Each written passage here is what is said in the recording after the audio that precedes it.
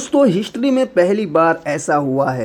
West Indies ने पहले inning में बनाए 311 और दूसरी इनिंग में बनाए 181। पाकिस्तान ने पहले इनिंग में बनाए 282 रन।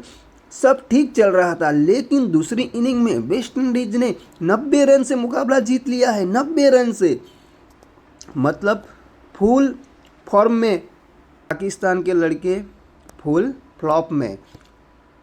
तो बात करते हैं पाकिस्तान की दूसरी इनिंग की।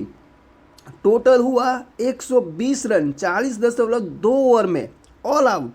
स्कोर कार्ड देखो तो लग रहा है किसी ने अटेंडेंस शीट पे रन लिख दिए हो। ए अवेश 3 रन 14 बॉल। भाई टेस्ट करने आए थे कि बॉल काटती है कि नहीं। इमामुल हक 3 रन। इमाम साहब ने कहा दोस्त अकेला नहीं जाएगा, मैं भी 3 पे आउट होऊंगा। सलमान अली आगा 0 पे 6 बॉल में। गोल्डक डक नहीं, ये तो खाली बर्तन है, आया बजाया चला गया।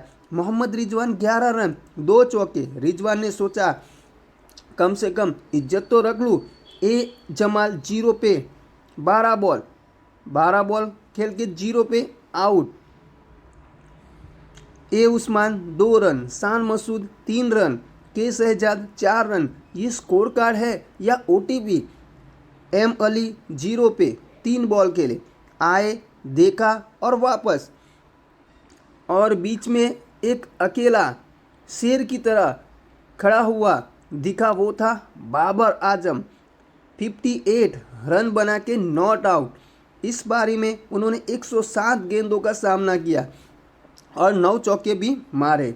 भाई बंदा एक तरफ से दीवार बन के खड़ा है, दूसरी तरफ से विकेट गिर रहे हैं जैसे जिंगा का टावर।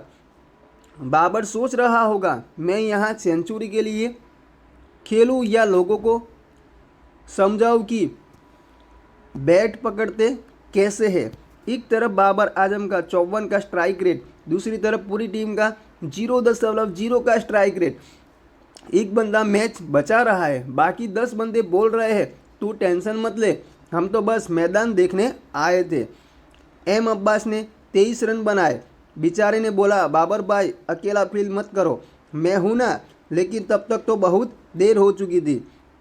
एक्स्ट्रा 13, मतलब एक्स्ट्रा ने बाबर के बाद सबसे ज़्यादा रन बनाए हैं।